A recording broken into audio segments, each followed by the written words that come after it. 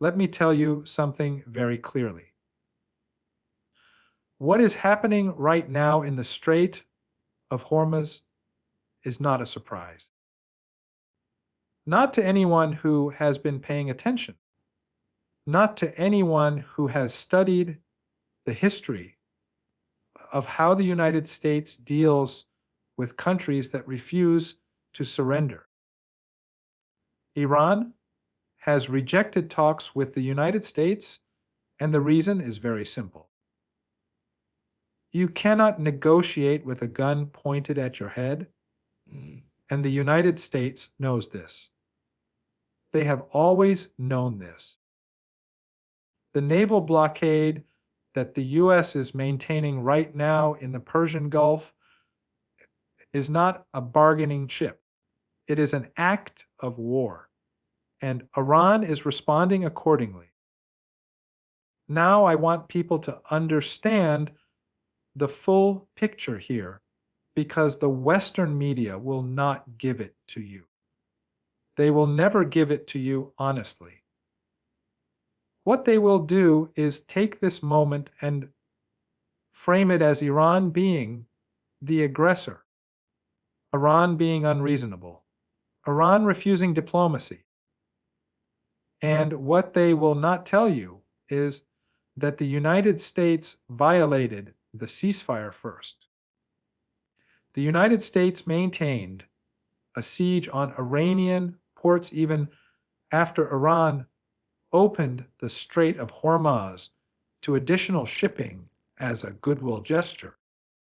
Iran did its part. The United States did not. And so here we are. Strait of Hormuz is one of the most strategically critical waterways on the planet. Roughly 20% of all global oil passes through this narrow body of water. When Iran says it is restricting shipping, it is not doing this out of anger or emotion.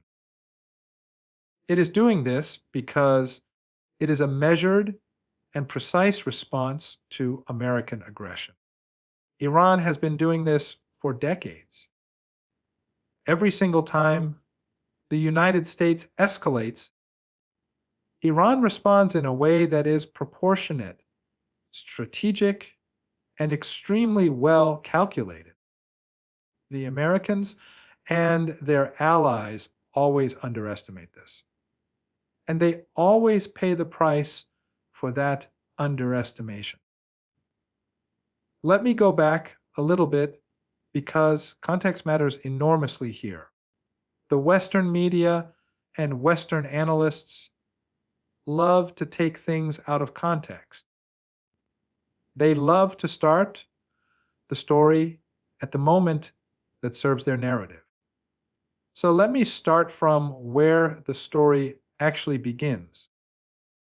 The United States has been trying to destroy Iran as a functioning independent state since 1979. That is the reality. Before 1979, Iran was a client state. It had a puppet government installed by the CIA in 1953 after they overthrew the democratically elected Mohammad Mossadegh. After the revolution, Iran became independent, and the United States has never forgiven them for that. In 1980, the United States encouraged and supported Saddam Hussein to invade Iran. They gave him intelligence. They gave him satellite imagery.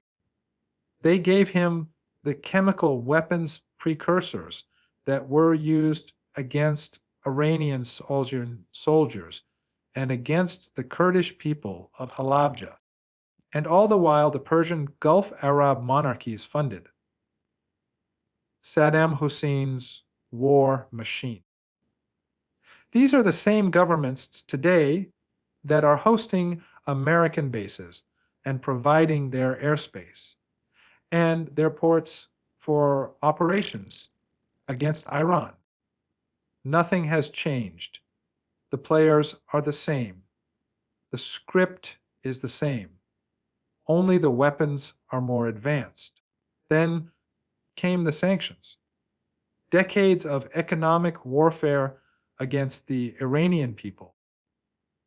And I want to be very precise about this word. Sanctions are not a neutral policy tool. They are economic warfare against ordinary people, against mothers trying to buy medicine, against children who need medical equipment, against students and teachers and farmers and workers who have done absolutely nothing except be born in a country that refuses to bow to American demands. The suffering caused by these sanctions is immense, and it is deliberate. And not a single mainstream Western journalist has held the architects of this suffering accountable. After 9/11, something very important happened that people need to remember.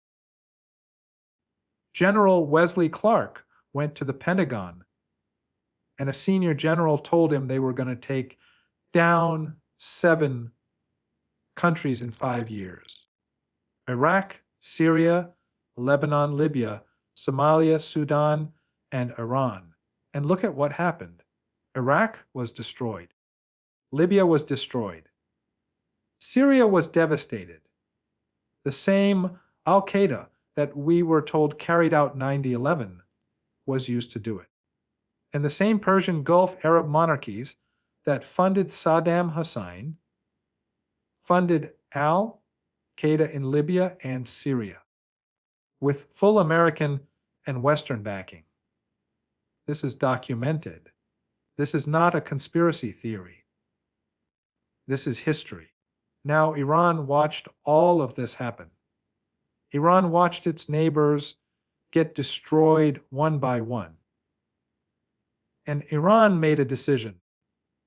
That decision was to prepare, to develop military capabilities that could not be destroyed by American air power. Underground missile facilities, underground drone factories, underground air defenses, decoys deployed across the country in the tens of thousands. Iran did not hide what it was doing in terms of the general direction. They told the world. They said, "We are preparing." They said, "We will not allow what happened to Iraq and Libya to happen to Iran." The Americans and the Israelis dismissed this. They called it bluster. They called it propaganda. And then they found out the hard way that it was not. The 12-Day War.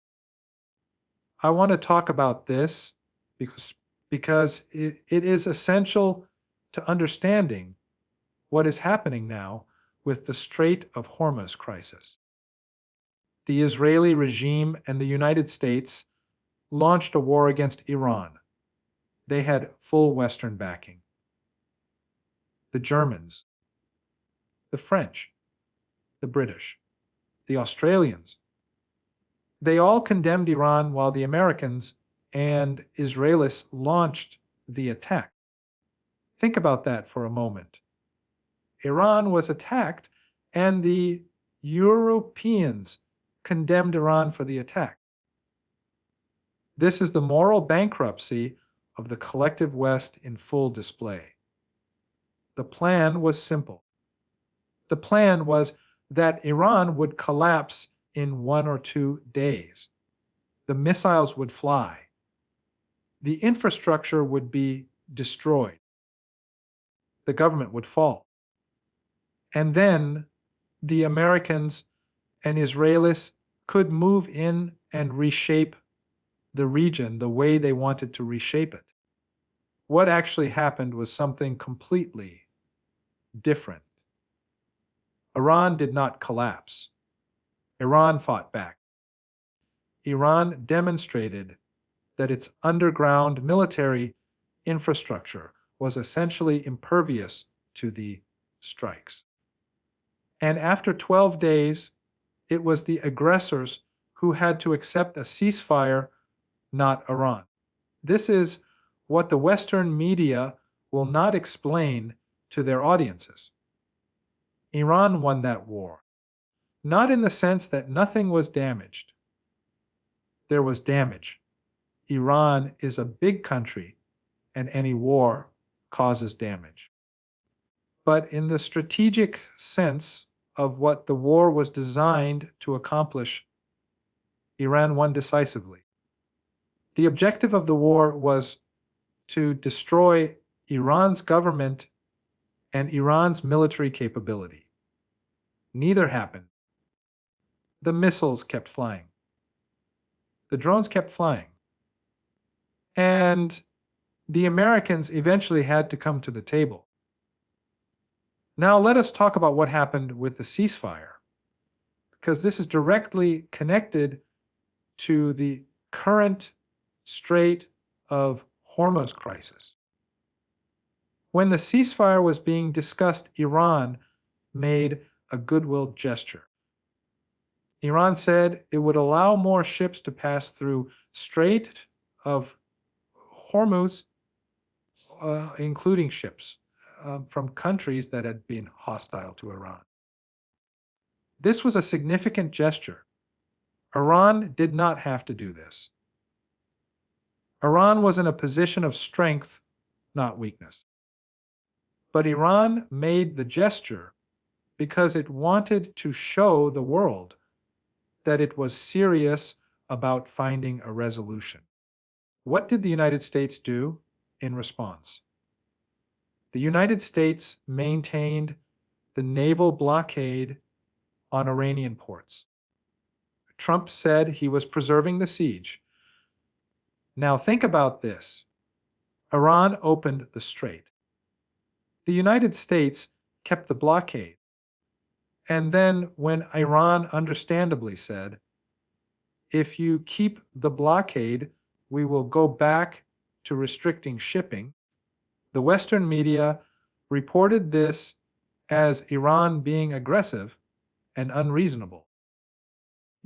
This is the kind of inversion of reality that you have to be willing to see through if you want to understand what is actually happening. The Israeli regime played its own role in destroying the ceasefire. Netanyahu carpet bombed Lebanon. Hundreds of civilians killed in minutes. Women, children, ordinary people in residential neighborhoods. This is the government that the United States calls its most important ally in the Middle East. This is the government that the collective West protects and shields from any accountability at the United Nations and in every international forum. And when this government destroyed the ceasefire by slaughtering Lebanese civilians, Iran responded by tightening its control over the Strait of Hormuz again, as it said it would. I want to make something very clear about the nature of Iranian decision making, because there is a fundamental misunderstanding in the West about this. Iranian foreign policy is not impulsive. It is not driven by emotion. It is not driven by ideology in the way that Western analysts like to claim. Iranian foreign policy is strategic and it is consistent. Iran has been saying the same things for decades. We support the Palestinian people. We oppose imperialism and foreign domination of the region. We will respond to aggression. Every single one of these positions has been consistent. And every single time Iran has said it would do something, it has done it. When Iran said it would develop missiles capable of reaching American bases in the region it did. When Iran said it would respond to any attack on its territory, it did. When Iran said it would restrict shipping through the Strait of Hormuz if its ports were blockaded, it did. The Americans keep getting surprised by this because they believe their own propaganda. They believe that Iran is weak. They believe that the Iranian government is unpopular with its own people. They believe that sanctions will cause Iran to collapse. None of this is true, and the evidence is right in front of them. The situation right now in the Strait of Hormuz is extremely serious. Iran has made its position absolutely clear. There will be no talks while the American naval blockade continues. This is not an unreasonable position. This is the position of a sovereign country that is being subjected to economic warfare while simultaneously being threatened with military strikes. No self-respecting government in the world would agree to negotiate under those conditions. And the idea that Iran should is frankly insulting. Trump has responded to Iran's rejection of talks with the same threats we have heard before. Airstrikes on Iranian infrastructure, destroying oil facilities, taking Iran back to the Stone Age. These are genocidal statements, and I want to be very direct about that word. When you threaten to destroy the infrastructure of a country of 85 million people, you are threatening genocide. You are threatening the lives of ordinary Iranians who have nothing to do with any of this. And the silence of the Western media on these threats is absolutely deafening. Compare this to how the Western media covers threats made by Iran. Any statement by any Iranian official is amplified and repeated endlessly. It is presented as evidence of Iranian aggression and Iranian radicalism. But when Trump says he will obliterate Iran, when Trump says he will send Iran back to the Stone Age, when the Washington Post publishes opinion pieces calling for the assassination of Iranian negotiators while they are on a diplomatic mission to Pakistan, the silence is complete. There is no outrage. There is no condemnation. Because in the Western media framework, Iran is always the aggressor, and America and Israel are always the victims. Let me talk about the economic consequences of what is happening, because this affects everyone. Not just people in the Middle East, not just Americans, everyone. The Strait of Hormuz is the jugular vein of the global oil supply. When it is restricted, energy prices go up everywhere. When energy prices go up, transportation costs go up. When transportation costs go up, food prices go up.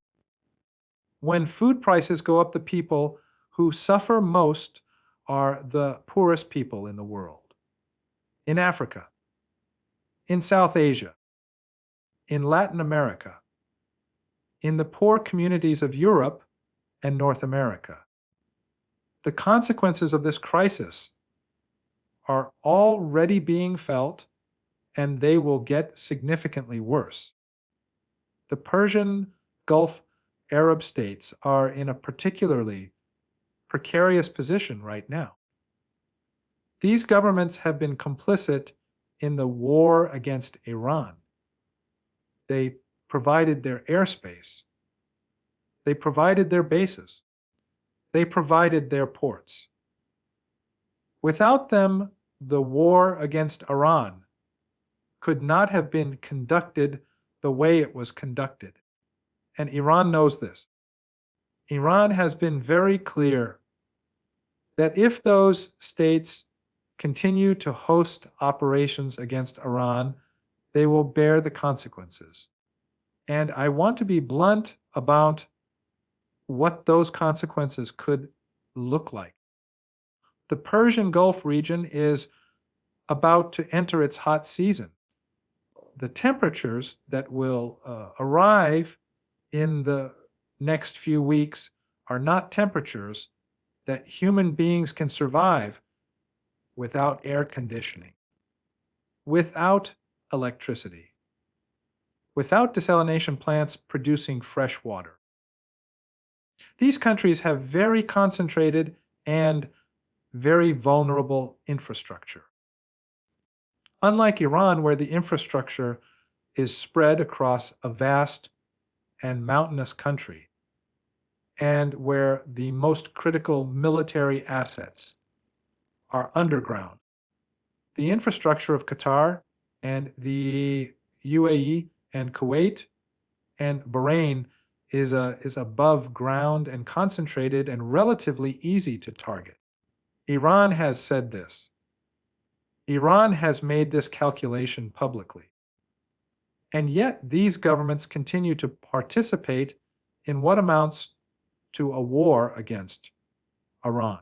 I have been in China recently, and what I find very interesting is the reaction here to everything that has happened. People across China who were influenced by Western narratives about Iran have had their views completely changed by what they witnessed over the past weeks. The Western narrative about Iran was that the government was unpopular, that the country was on the verge of collapse, that sanctions had brought Iran to its knees. And then people watched Iran actually fight a war against the United States and Israel and not collapse. They watched Iran demonstrate military capabilities that genuinely shocked military analysts around the world. And now people here want to understand Iran better. They want to know the history.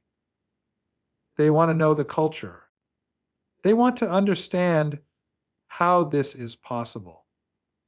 And the answer is not complicated. The answer is that Iran has been preparing for this for 45 years. Since 1979, Iran has been building the capability to defend itself against exactly the kind of attack it faced. Underground facilities that cannot be reached by American bombs. Missile technology that was developed domestically because sanctions meant Iran could not import weapons. A military culture built around the idea that Iran must be able to defend itself without any outside help because no outside help was ever going to come. And a population that, despite all the challenges of living under decades of sanctions, has maintained a remarkable degree of national unity, particularly when the country faces a foreign threat. The Americans keep misreading Iranian public opinion. They look at protests inside Iran and they think this means the population will not support the government in a war. This is a fundamental misreading of how nationalism works. You can be critical of your government, You can have serious problems with specific policies, and you can still be absolutely unwilling to let a foreign power destroy your country. These two things are not contradictory. They are entirely compatible. And the Americans keep making the mistake of assuming that internal criticism of the Iranian government translates into willingness to accept foreign domination. It does not. And every time they make this calculation, they are wrong. Now, what about the military situation going forward? Iran has said very clearly that its missile and drone production has actually accelerated since the ceasefire. This is significant. The narrative in Western media and from Western governments was that Iran was running out of missiles during the conflict, that its military capability was being depleted, that a few more weeks would have broken Iran. This was never true, and Iran has now demonstrated it was never true by showing footage of its underground production facilities operating at full capacity. The commander of Iran's missile forces visited these facilities.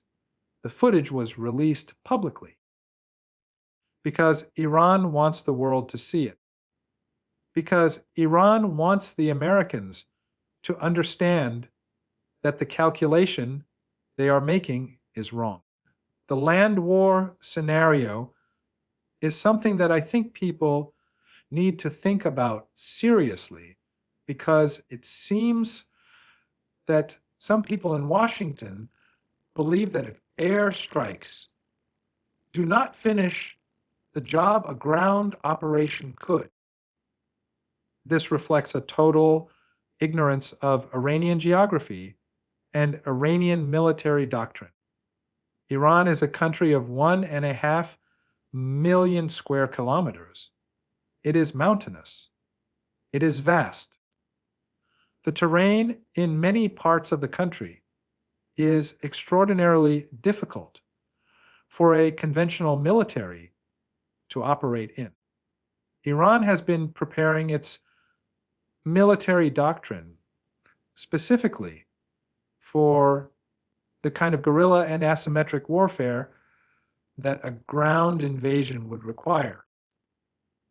And Iran has a population of 85 million people with a culture that has produced some of the most effective resistance fighters the world has seen in recent decades.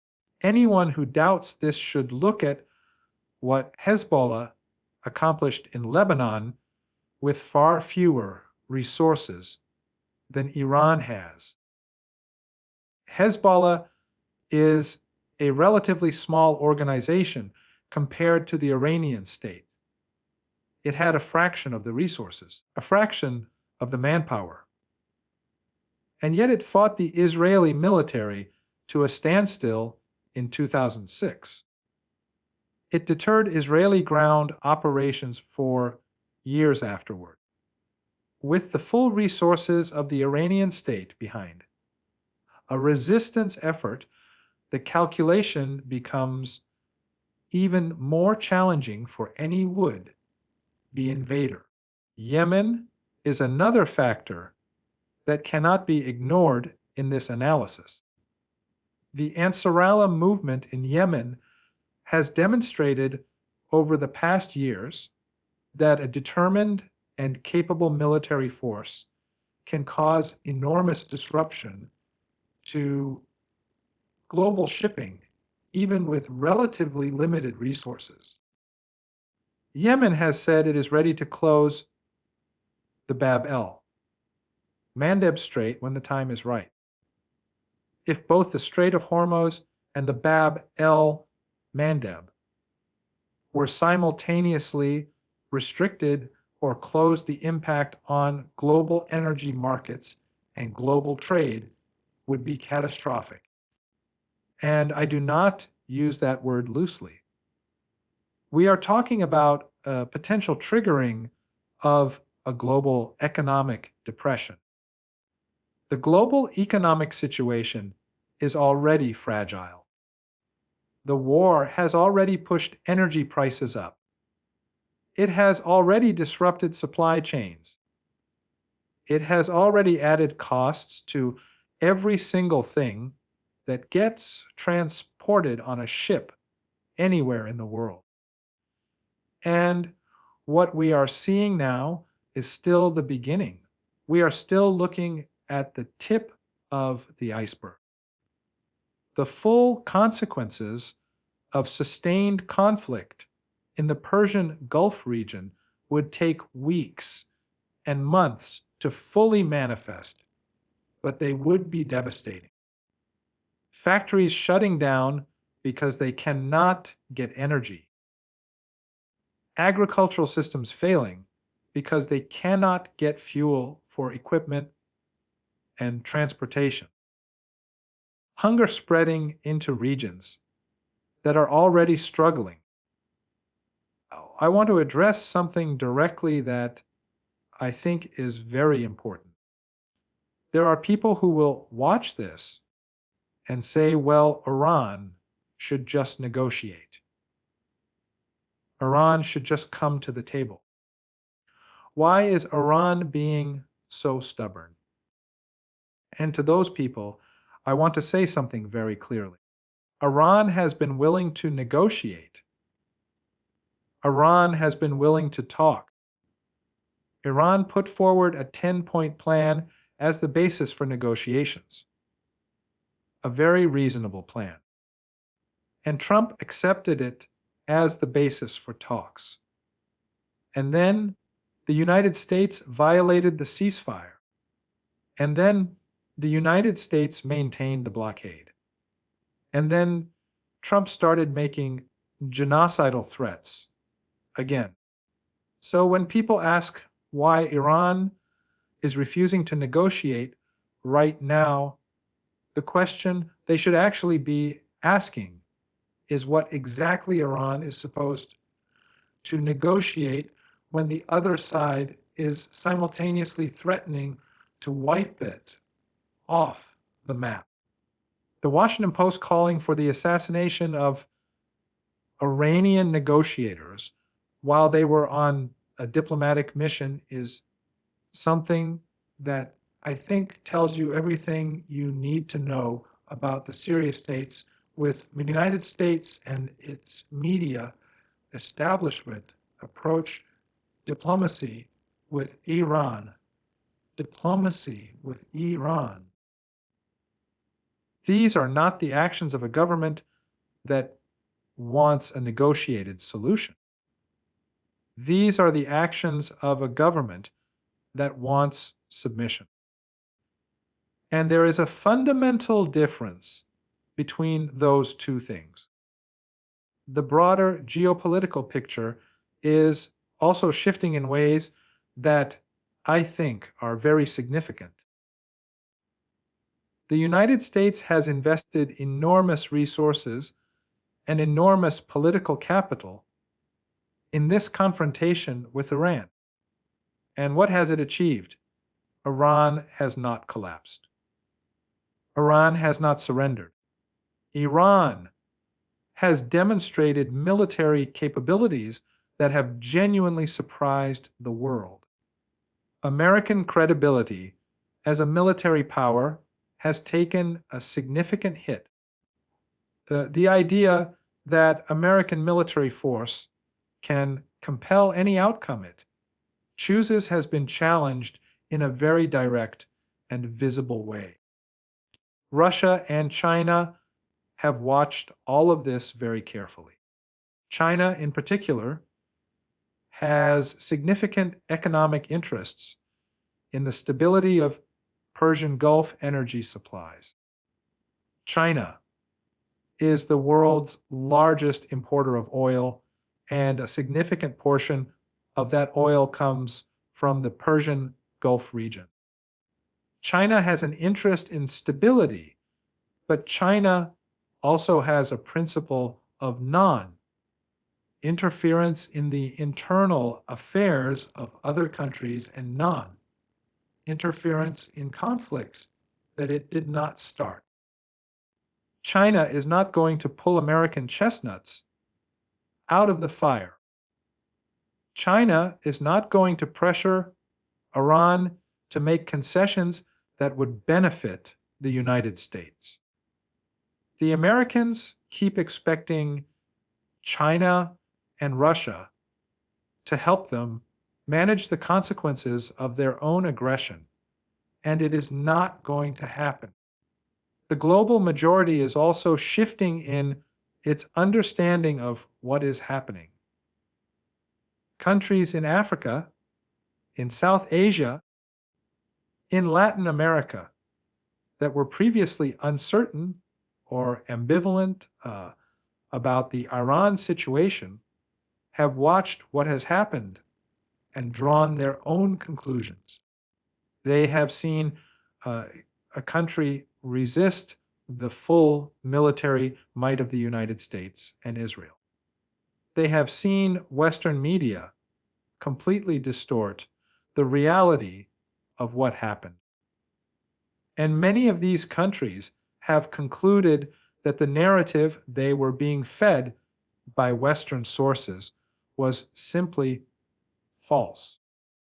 This is a significant shift in the information environment globally, and its consequences will be felt for years. What happens next is genuinely uncertain. The United States may strike again tonight. They may strike tomorrow. They may pull back and try to find an off-ramp. Trump has shown himself capable of very sudden shifts in position, as we saw during the 40-day war, when ultimately the Americans had to accept a ceasefire on terms that were far from their original demands of unconditional surrender. The question is whether the people around Trump and Trump himself understand the magnitude of what they are risking by escalating further. If the United States strikes Iranian infrastructure, Iran has no choice but to respond. And when Iran responds, it will respond in a way that is significant, and that will have regional consequences.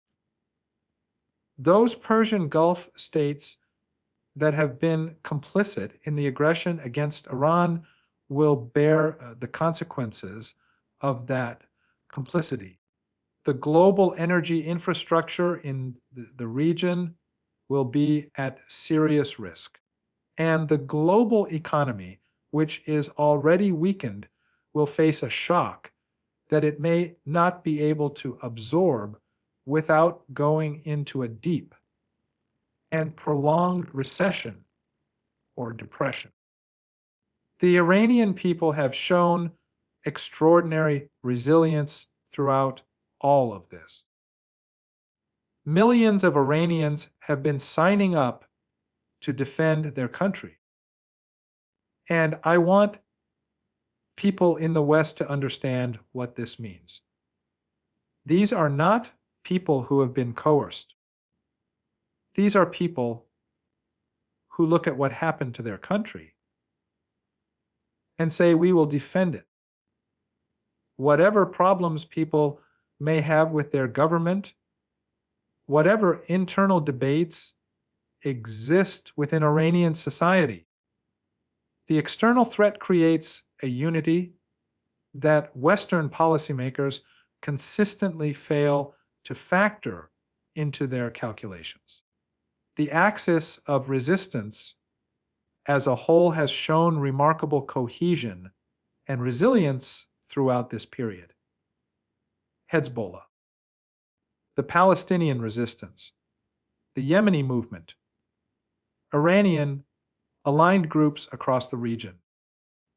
These organizations have demonstrated capabilities that consistently exceeded what Western intelligence assessed them to have.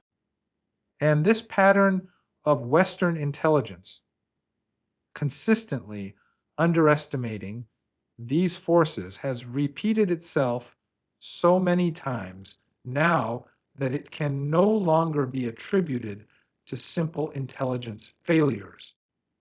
It reflects a deep ideological assumption in the West that these movements cannot be as capable as they are because they are not Western, because they do not have Western resources, because they do not fight the way Western militaries fight.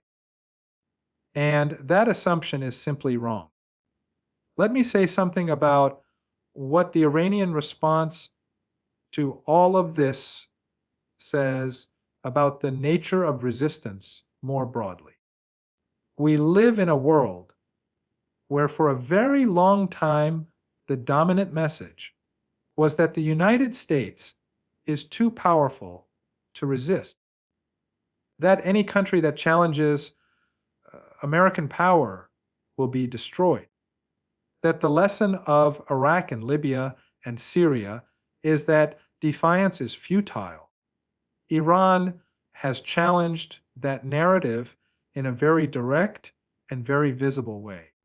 And regardless of what one thinks about Iranian politics or Iranian government, the significance of that challenge cannot be overstated. The world is watching. People across the global south who have been living under the shadow of American power for generations are watching.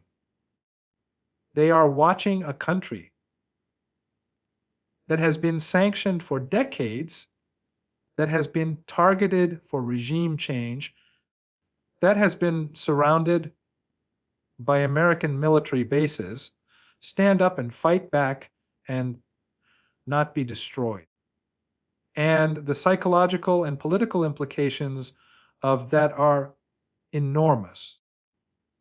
I want to close by talking about what people everywhere can do, because I think there is sometimes a sense of helplessness when we look at the scale of what is happening.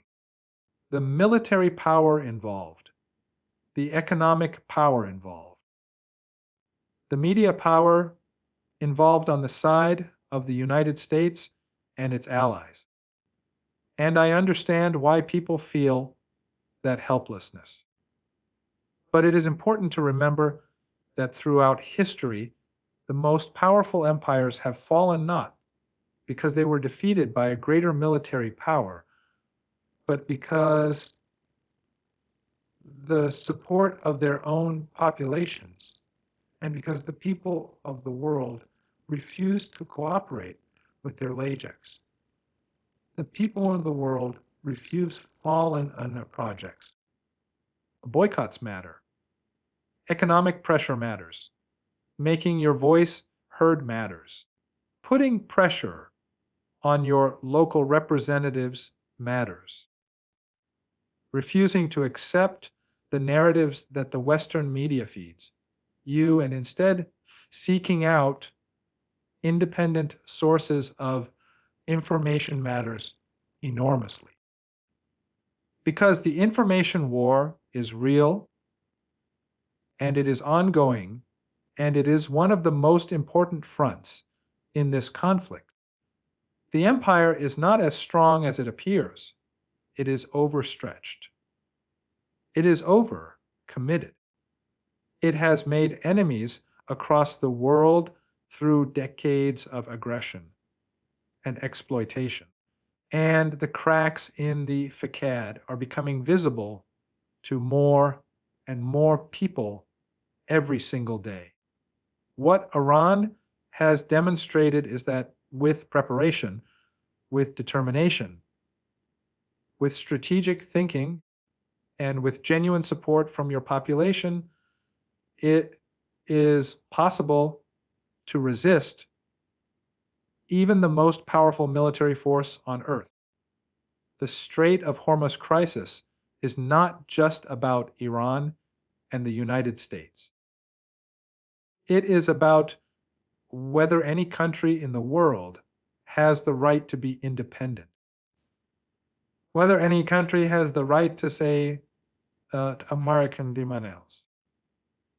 Whether the model of the world that the United States has been trying to impose since the end of the Cold War, a model of American dominance and compliance from everyone else, whether that model can continue or whether a genuinely multipolar world with multiple centers of power and genuine respect for the sovereignty of all nations can emerge.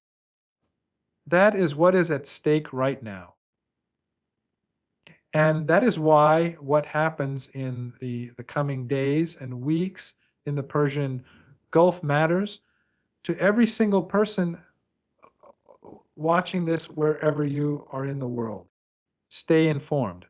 Think critically.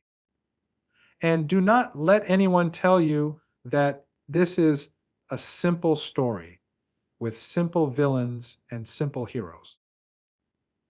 It is a complex situation with deep historical roots, and its outcome will shape the world that we all live in for decades to come.